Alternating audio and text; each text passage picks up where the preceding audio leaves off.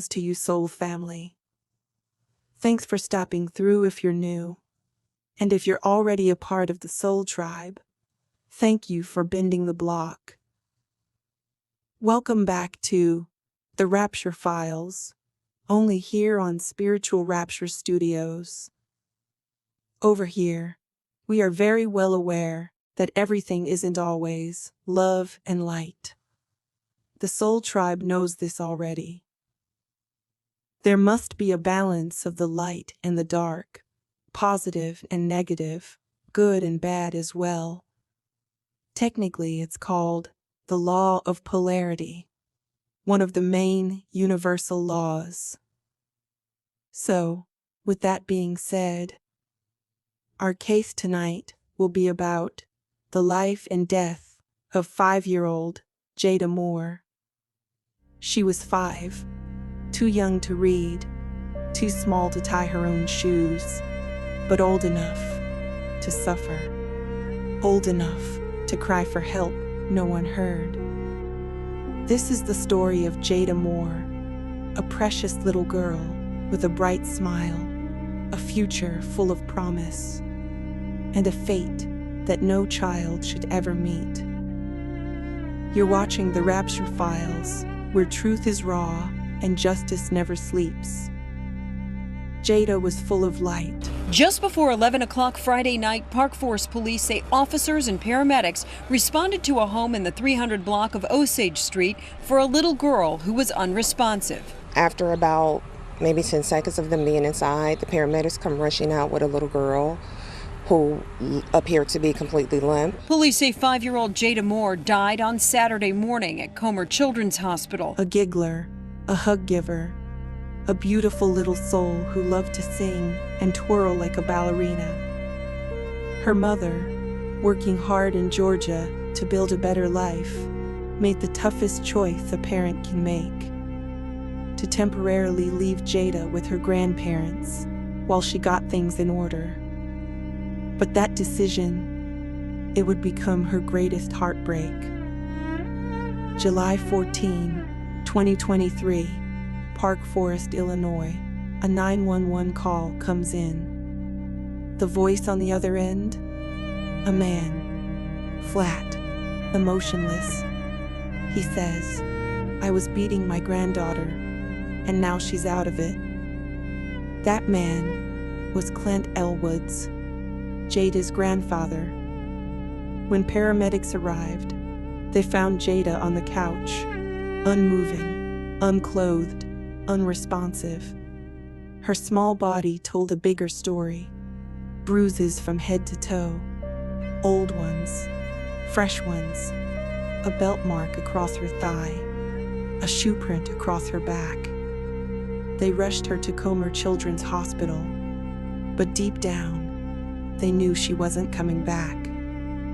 The autopsy would reveal the horror: blunt force trauma to the head, injuries to her ribs, internal bleeding, multiple bruises in different stages of healing.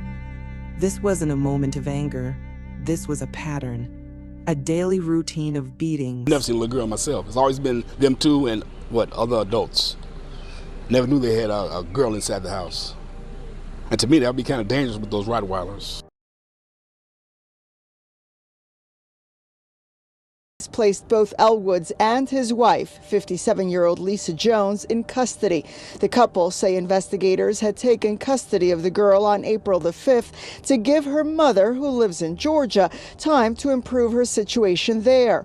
Prosecutors say a post-arrest confession provided by Jones indicates the beating started about a month later, apparently provoked by several instances of the girl soiling herself, each one documented on a calendar found inside the home.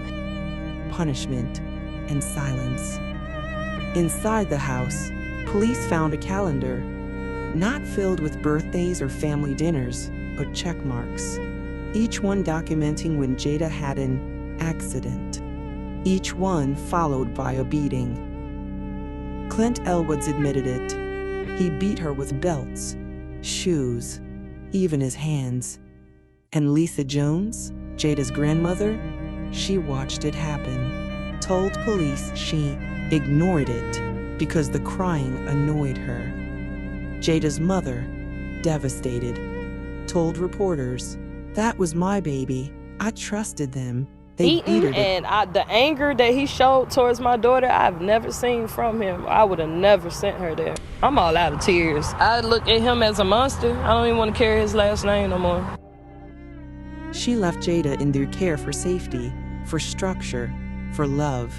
Instead, she left her in the hands of monsters. In court, the prosecutors painted the picture. Jada cried when she wet herself, so they beat her. She cried from the pain, so they beat her again. The judge denied bond. Both grandparents now face first-degree murder charges.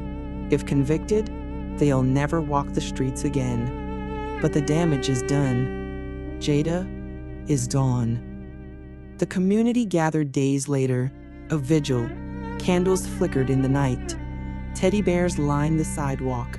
People wept, not just for Jada, but for the innocence that was stolen, for the little voice that will never be heard again.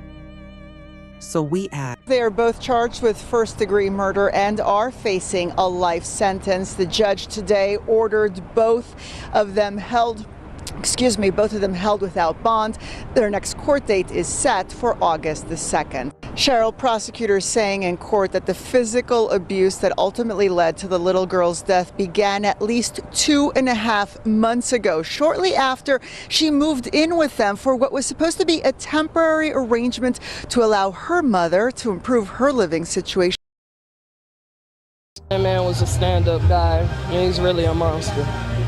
Him and his wife. Now neighbors, Park Forest residents, and people who didn't even know Jada are joining together, praying for her family and honoring the young girl. So today we just celebrate life, a life gone too soon. Lighting candles outside the home where Jada was hurt and calling for community and healing as this quiet block copes with tragedy. I appreciate every single person who has come out for my daughter, every single prayer, every donation, anything that is related to my daughter. I truly appreciate each and every one of you. 1, 2, 3. As we release these balloons, we thank God for the life of Jada. We thank God for you. We thank you, Lord, for your love. We thank you for this community. And Jada's mother tells me she had temporarily turned over custody to her father because she was getting a new job. She was having some financial struggles and she simply needed help. She had planned to come back here to Park Forest to get her daughter next month so she could bring her home and enroll her in school. Jada will be laid to rest next Wednesday. We're live in Park Forest tonight. Lexi Suter, NBC 5 News. It's a heartbreaking story. What happened? Thank you, Lex. It's sad. It's sad to see anyone go through a trial and tribulation, especially when it's regarding community donations help pay for today's services, the flowers, and Jada's Barbie-inspired dress. Her grandfather and his partner were charged with first-degree murder earlier this month after they admitted to physically abusing Jada. They are due back in court next week. Reporting from Country Club Hills, Christine Flores, WGN News. Absolutely adores Barbie. They had a beautiful Barbie dress made for her, and it's gorgeous.